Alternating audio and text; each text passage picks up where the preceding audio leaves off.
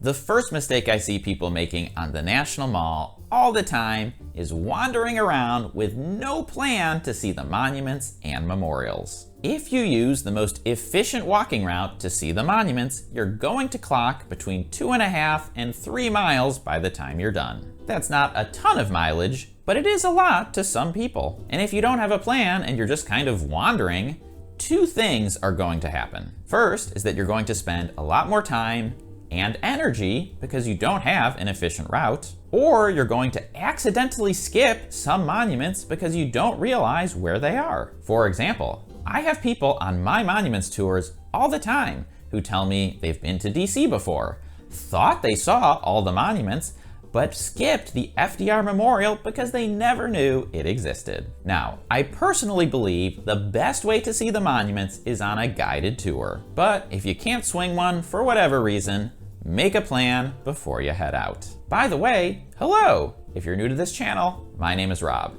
I'm a tour guide and the founder of Trip Hacks DC Tours. On this channel, I share my best tips, tricks, and hacks for visitors who want to explore Washington, DC. And I'm curious to know, if you've been to DC before, did you make any of these mistakes? Or what mistakes did you make that you think other people could learn from? Leave a comment down there and let everyone know. The second mistake people make on the National Mall is not seeking out good food. The thing about the mall is that there's food around, but it's really not good food. In high traffic tourist destinations all over the world, vendors will always prioritize convenience over quality. Because, let's be honest, you're on a trip, you're gonna go to this place once and probably never go back, no matter how good or bad your experience is. So it's not really right to say that there's nowhere to eat on the National Mall, but the places that are the most convenient are probably not going to be the best. There are two museums that have relatively good food: the National Museum of American Indian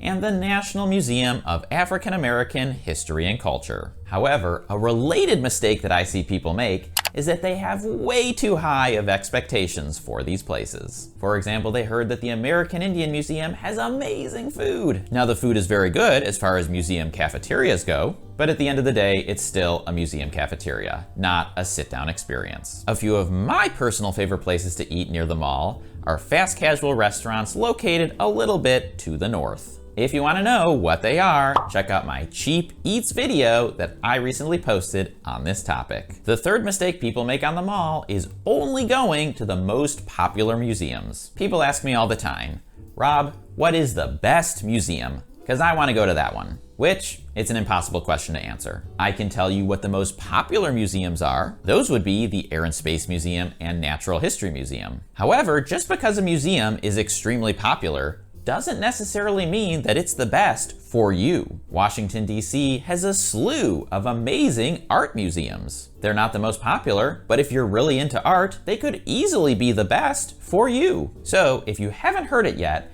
go ahead and listen to this month's Trip Hacks DC podcast episode, because I interviewed a person who's gone to every single museum in Washington, DC. Then think about what interests you and what you want to see and start picking from those places. Mistake number 4 on the National Mall is not taking advantage of the Circulator bus. If you've watched Trip Hacks DC videos for any length of time, you might know I have opinions about the bus tours in DC. But people will often say to me, but Rob, I just can't physically walk or bike around these sites, which I totally appreciate. Or people will say, the bus is a great way to get an overview and then decide what I want to come back and see again later, which, fair enough. My beef with the current bunch of bus tours is that many of them call it a tour, charge $40 or more per ticket, and then don't even give you a human tour guide. Meanwhile, the Circulator bus, with their National Mall route,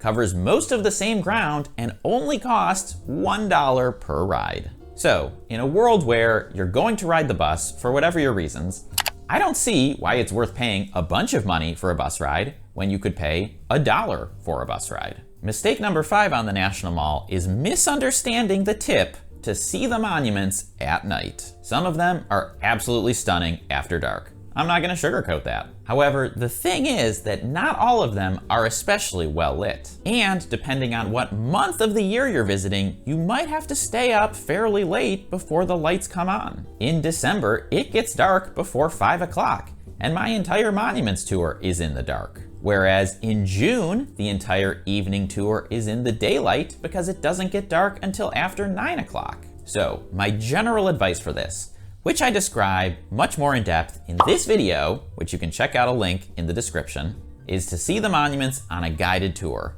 whenever you can fit it into your schedule. Then come back on your own and see the Washington Monument, World War II Memorial, and Lincoln Memorial after dark. And if you want a sneak peek of what that might look like, I recently posted a midnight walk around these 3 monuments so you can see before your trip. And hey, if you made it this far, then I highly recommend watching another Trip Hacks DC video, like this one, which you can go ahead and click or tap right over here, right there, right now. Enjoy your trip.